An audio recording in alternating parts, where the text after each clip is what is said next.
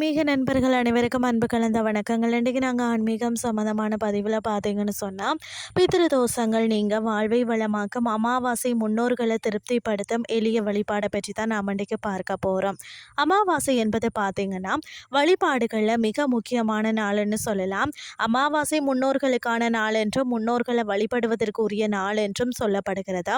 முன்னோர்கள் வழிபாடு என்பதும் குலதெய்வ வழிபாடு என்பதும் மிக முக்கியம்னு சொல்லலாம். முன்னோர்களுக்கு ஒரு வருடத்துக்கு 96 தர்ப்பணங்கள் செய்ய வேண்டும் என்கிறது தர்மசாஸ்திரம்.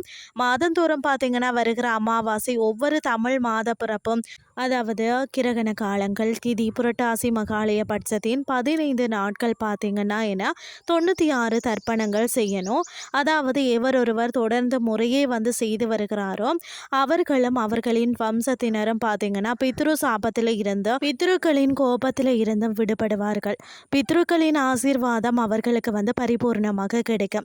திதி தர்ப்பணம் போன்றவற்றை தர இயலாதவர்கள் அமாவாசை நாளில் வீட்டிலேயே முன்னோர்களை வழிபட்டு கருப்பு மற்றது வெள்ளை எள் கலந்த சாதத்தை காகங்களுக்கு உணவாக வச்சால் கூட முன்னோர்களுக்கு திதி அளித்த ஒரு பலன் உண்டாகும். முன்னோர்களுக்கு பார்த்தீங்கன்னா எள்ளும் தண்ணீரும் கொண்டு தர்ப்பணம் செய்யுங்கள். வீட்டில் உள்ள நம்மளுடைய முன்னோர்களின் படங்களுக்கு சந்தனம் குங்குமம் இட்டு பூக்களால் அலங்கரித்து தீபதூப ஆராதனைகள் செய்யலாம். முன்னோர்களை நினைச்சு தினமும் காகத்துக்கு உணவு விடுவது நம்மளுடைய குலத்தையும் வம்சத்தையும் வாழ செய்யும்.